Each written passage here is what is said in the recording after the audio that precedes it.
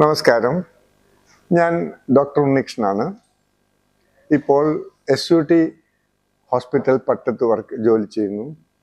ഇതിനു മുമ്പ് 35ഓളം വർഷം ശ്രീ ചിത്രത്തിനാൾ ഇൻസ്റ്റിറ്റ്യൂട്ടിലാണ് ഞാൻ വാസ്കുലർ സർജറി ഡിപ്പാർട്ട്മെൻറ്റ് അല്ലെങ്കിൽ ഡിവിഷനിൽ ജോലി ചെയ്തിരുന്നത്.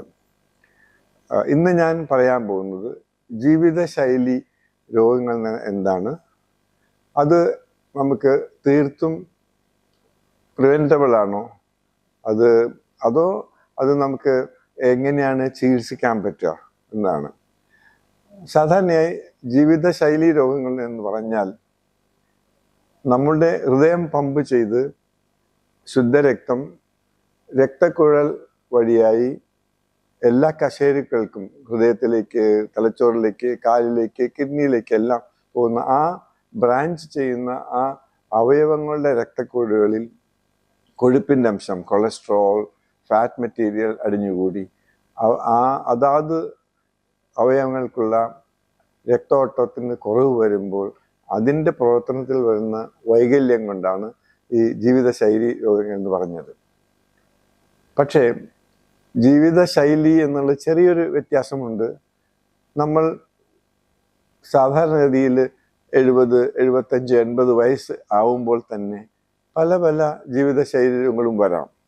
എന്നാൽ 50, 55, 60 വയസ്സിൽ തന്നെ ഇപ്പോൾ നാം കണ്ടുവരുന്നത് അത് ആ രോഗങ്ങൾ വരുത്താനുള്ള ചില പ്രത്യേക കാരണങ്ങളാണ്. 2 കാരണങ്ങൾ എന്തെന്നാൽ, ആണുങ്ങളായിരിക്കുക, ജെൻഡർ, രണ്ടാമത്തെ 65 വയസ്സ് 70 വയസ്സ് കൂടുതലായിരിക്കുക. അതുകൂടാതെ നമ്മുടെ പുകവലിയുടെ ഉപയോഗം, കൺട്രോൾ ഇല്ലാത്ത പ്രമേഹം, അമിതമായ രക്തസമ്മർദ്ദം, പിന്നെ വളരെ തടിയോടുകൂടിയുള്ള ഒബിസിറ്റി എന്ന് പറയും, ദേഹപ്രകൃതം, പിന്നെ നമ്മൾ തീരെ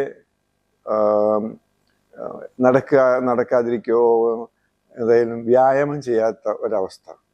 അങ്ങനെ കൂടുതലായിട്ട് ഇപ്പോഴത്തെ ജീവിത രീതി അനുസരിച്ച് നമ്മൾ കൂടുതൽ സമയവും വീട്ടിലിരുന്നു കൊണ്ട്, അല്ലെങ്കിൽ കമ്പ്യൂട്ടറിൻ്റെ മുമ്പിലിരുന്ന്, അല്ലെങ്കിൽ ടെലിവിഷൻ്റെ മുമ്പിലിരുന്ന് നമ്മുടെ വ്യായാമം കുറവും ഭക്ഷണക്രമം കൂടുതലുമാണ്. ഇങ്ങനെ പല കാരണങ്ങൾ കൊണ്ടാണ് ജീവിതശൈലി രോഗങ്ങൾ ഉണ്ടാകുന്നത്. ഇത് എങ്ങനെയാണ് നമുക്ക് പ്രിവെൻറ്റ് ചെയ്യാമെന്ന് വെച്ചാൽ, ഒരു 35-40 വയസ്സിന് ശേഷം നമ്മൾ കാര്യങ്ങൾ കുറച്ചും കൂടി സൂക്ഷിച്ച് ചെയ്യേണ്ട ആവശ്യമുണ്ട്. ഭക്ഷണത്തിൽ കുറച്ച് ക്രമങ്ങൾ വരുത്തണം. അമിതമായ ഭക്ഷണം നമുക്ക് ആവശ്യമില്ലാത്തതാണ്. അത് കൊഴുപ്പായി ദേഹത്തിൽ, വയറ്റിൽ, കയ്യിൽ, കാലിൽ, മുഖത്ത് ശുദ്ധരക്തക്കുഴലിൻ്റെ ഉള്ളിൽ തന്നെ അടിഞ്ഞുകൂടി. അതാണ് ഇതിൻ്റെ ഒരു ഉത്ഭവം.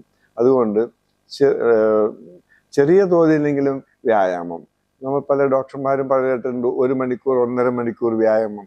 അതൊന്നും ഇന്നത്തെ നമ്മുടെ ജീവിതശൈലിയോടുകൂടി കൊണ്ടു നടക്കാൻ പറ്റുന്നതല്ല. ആഴ്ചയിൽ 5-6 ദിവസം 10-15 മിനിറ്റ് നേരം നടക്കുകയോ ട്രെഡ്മിൽ ഓടുകയോ ഏതെങ്കിലും തരത്തിൽ വ്യായാമം ചെയ്യുക, അതാണ് പ്രാക്ടിക്കലായിട്ടുള്ളത്. അത് ചെയ്യുക. ഭക്ഷണത്തിൽ ക്രമീകരിക്കുക. പിന്നെ പുകവലി ഉണ്ടെങ്കിൽ അത് നിർത്തണം തീർച്ചയായിട്ടും. എല്ലാ രോഗങ്ങളും ഇരട്ടിയാക്കി വർദ്ധിപ്പിക്കുന്ന പുകവലി കൊണ്ടാണ്. പിന്നെ പ്രമേഹം, പിന്നെ രക്താതിസമ്മർദ്ദം എല്ലാം കൺട്രോൾ ചെയ്യുക. ഇങ്ങനെയെല്ലാം ചെയ്താൽ നമുക്ക് ഈ ജീവിതശൈലി രോഗങ്ങൾ വരുന്നത് പൂർണ്ണമായും തടയാൻ പറ്റിയില്ലെങ്കിലും അതിൻ്റെ ഇമ്പാക്റ്റ്, അതിൻ്റെ വിഷമാവസ്ഥ കുറയ്ക്കാനും ക്വാളിറ്റി ഓഫ് ലൈഫിൽ നമുക്ക് കൊണ്ടു നടക്കാനും പറ്റുന്നതാണ് എൻ്റെ മിതമായ അഭിപ്രായം. അതായത് മിതമായ ആഹാരം, മിതമായിട്ടെങ്കിലും വ്യായാമം എന്നായിരിക്കണം നമ്മുടെ ജീവിത ലക്ഷ്യം 45-50 വയസ്സ് കഴിഞ്ഞ്. നന്ദി, നമസ്കാരം. Your one-stop shop for news and fun. Watch SAG News.